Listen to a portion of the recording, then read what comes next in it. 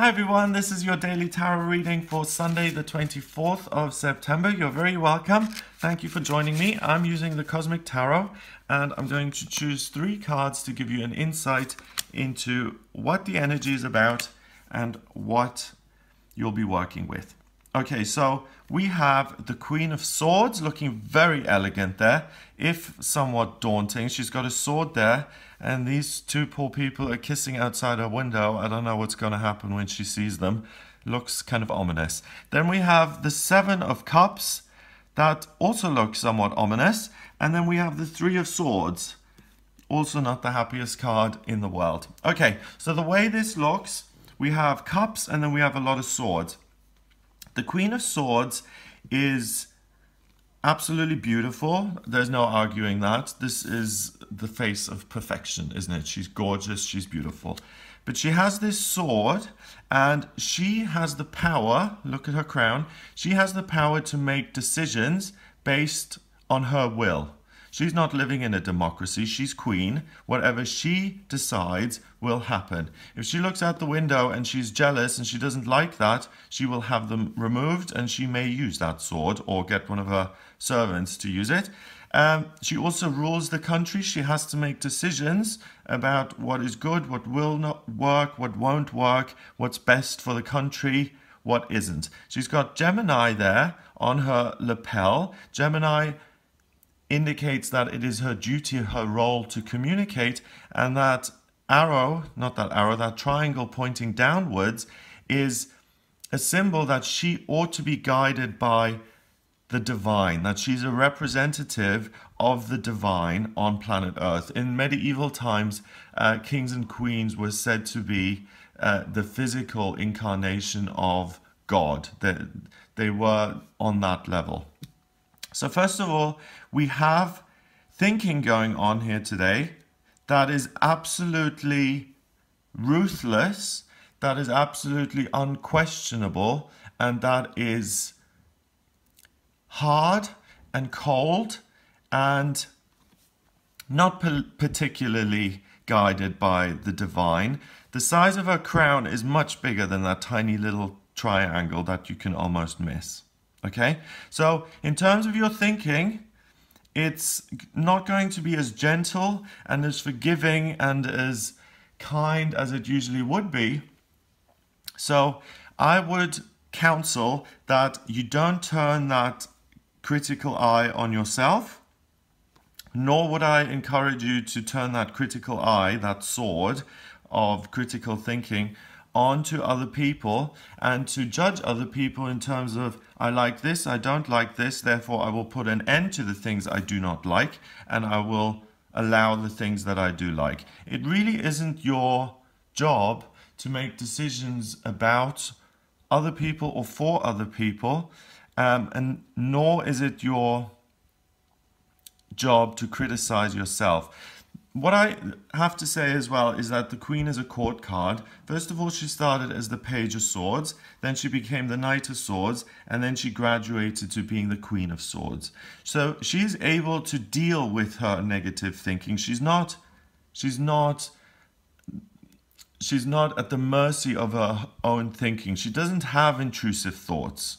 She thinks clearly and she makes decisions. And the only problem with her is that she can be somewhat heartless at times. Because she is so ruled by her head and logic and what makes sense, she forgets that love is something that can also have an influence. She's alone here with her dove of purity because she's God's elected chosen ruler on planet Earth, but she has nothing to do with love. See how removed that is from her? It's outside of her room. So this is a caution, it's a warning that your thinking may be somewhat harder and harsher and unforgiving than it usually would be. The next card is the 7 of Cups. The 7 of Cups is very similar. It's someone who is ruined and devastated by his jealousy because the woman or the man that he loves does not love him back and has chosen another.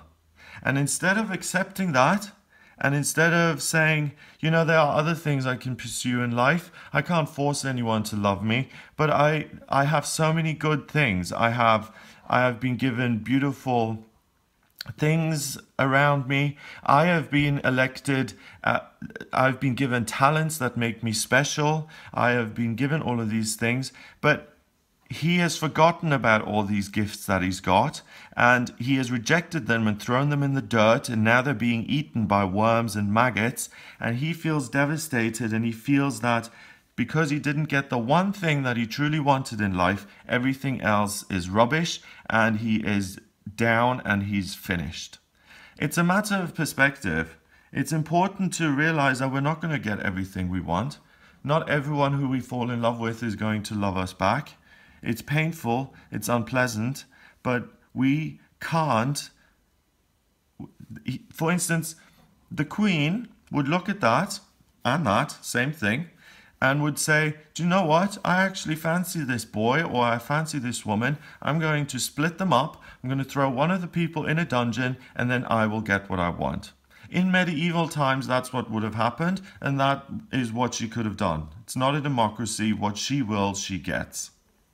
So if this man had any power, he would intervene in this, but he doesn't have any power, and that's the whole point of it. None of us have power.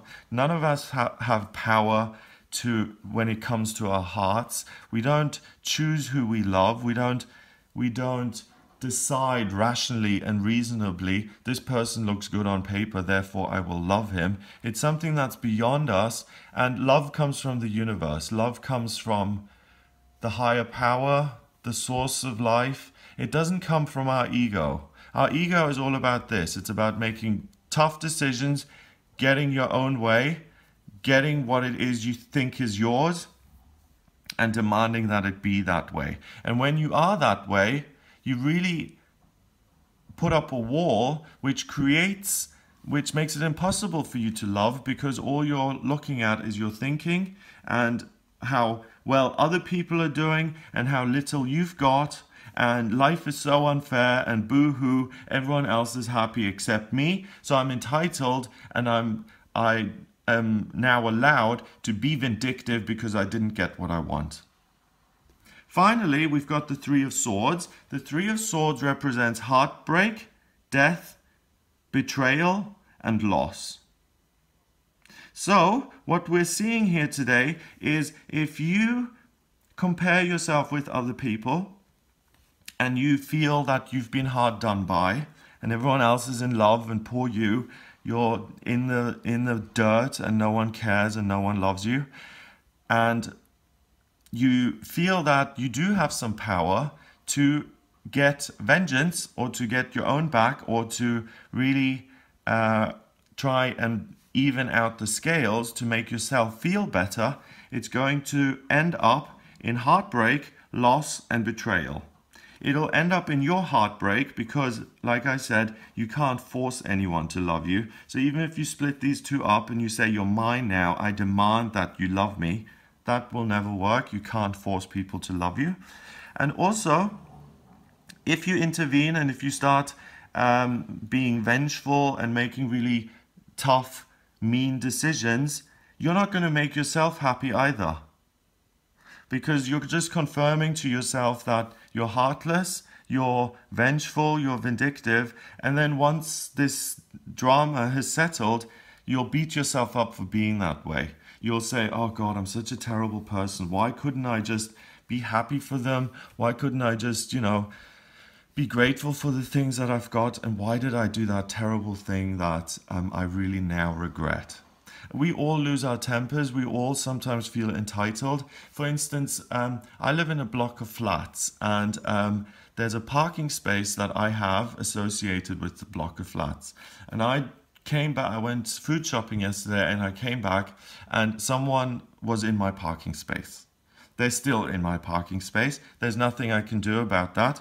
I have to simply wait for that parking space to become clear again so that I can park my car where it's supposed to be parked. That made me angry. I lost my temper. I saw red, which hasn't happened in a very long time. And I felt like the Queen of Swords, and I thought, this isn't right. This is my property. I've paid for it. I demand that this car move immediately so that I can have what's mine, so that I can have my space and I can park my car. So no matter how much I kick and scream and unhappy I am about it, it doesn't make a difference. That car is still there and there's nothing I can do except wait. So this harshness, this feeling of I am so hard done by, everyone else in the world is getting theirs and I am not getting mine, that may be the case. But if you decide to take vengeance on it, you'll end up in a worse position than if you just leave things alone and you have faith that you too, that the universe also has a plan for you, and that all you can do is be good and add good things to the world and try and do something positive and put positivity out there, not for the sake of I hope I get something positive back, but because that's the only thing that you really can do. Every act of vindictiveness or hurting others is going to create more hurt and more vindictiveness. If you split these two up today, they will both despise you or they will be very hurt because their relationship is broken up and they are no longer together. They are heartbroken. They are lost. And they then may decide to take vengeance and to get revenge on the person who split them up in the first place. So you see that it's this endless cycle of I am hurt, I'm going to hurt you back. I am dissatisfied, you took from me, therefore I'm going to take from you. So what I would suggest you do is that you fix this situation, and rather than being this, you get up, you make a gratitude list for all the things that you've got in your life that are good. And of course you're not going to have everything you want, none of us do. But that doesn't mean you can't be grateful for the good health you have, for the money you have in your bank account, the fact that you've got to live another day. Those are all things to be grateful for. And do not judge others and turn the critical eye on them and take any negative action. And also, please, please, please, this is the most important thing, don't put that critical eye on yourself. And if you have messed up, if you have taken negative action, if you have ruined something for someone else because you felt it was your right, it was yours to begin with, then don't take it any further. Forgive yourself for it. Don't berate yourself and say, God, I'm such a vindictive, horrible, evil person. You're not. You're a perfect child of the universe. We all have character flaws. None of us are perfect. But that doesn't mean you have to berate yourself. And berating yourself doesn't make you a better person. Loving yourself and forgiving yourself makes you a better person and allows you, next time this situation arises and you're filled with jealousy or whatever it may be, or anger, then next time it comes up, you remember that time when you acted badly, you had to forgive yourself, and it was a difficult process. You'll remember that and you won't take negative action again. So this is a day of learning for the rest of your life that you are powerless over people, places, and things. You're not entitled to anything. And if you go to war with people, they will go to war with you. What you put out, you get back. And try your best today to be kind, loving, and to criticize as little as possible, because it will come back to you, and what you put out will come back threefold, as they say in Wicca. You know, as what you do and what you put out there, you will get that back threefold. And we've got the Three of Swords here, breaking this flower and just destroying it. So today is a day for relaxation, focusing on positive things, not berating yourself, looking at things that you can enjoy, looking at things that make your heart beat faster and that make your heart happy and that fulfills you in a loving, heart-centered way, and to get out of your head a little bit. Get out of your head, help another person, love someone, deliberately focus on your heart chakra and say, today I'm going to do loving things for other people, and that's the way to avoid the negativity of this day. The Queen is 1 in numerology. 1 and 7 is 8. 8 and 3 is 11, and 11 is the master number of service. So if you want to have a good day, serve other people. Don't serve yourself, because that will ruin things and the way you feel. But if you are loving and you're caring and you're selfless and you give to others, then you will have a wonderful day. So I hope you're able to make that shift, and I hope you're able to have a really good day, and that you're able to add something positive to someone else's life, because that too will return to you threefold. If you add something positive to someone else's life today, you will get something positive in return. So I hope you have a wonderful day. If you'd like a private reading with me, then please get in touch via my website. It's gregoryscott.com. Click on the Readings tab to order your reading. I use astrology and tarot and numerology in my readings. We can have a look at what your character defects are that you need to work on. We can look at what your vocational aptitudes are, what your sole purpose is for this lifetime, why you're here, what your strengths and weaknesses are. And we can also have a look at, using the tarot and astrology, what is coming up for you in future in terms of your love life, in terms of your finances, in terms of your health, in terms of your career, in terms of your spiritual progress. All of that is something we can look at in a reading. So I hope you have a wonderful day, and I'll speak to you tomorrow.